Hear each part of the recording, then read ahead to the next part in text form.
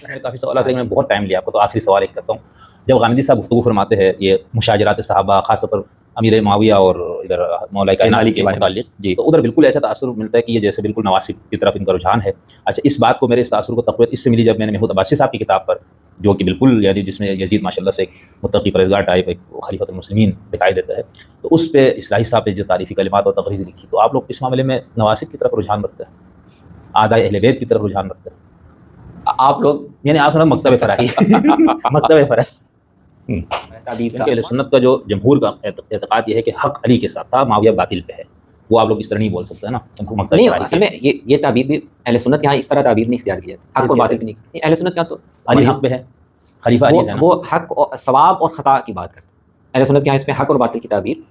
حق اور باطل میں صرف اس خلافت کے مسئلے میں کہہ رہا ہوں، یعنی مجموعی نہیں کہ امیر معاویہ مکمل باطل اور حضرت علی کہ خلیفۃ المسلمین اہل سنت یہاں یہی کہہ رہا ہوں. لیکن اس میں سنت کو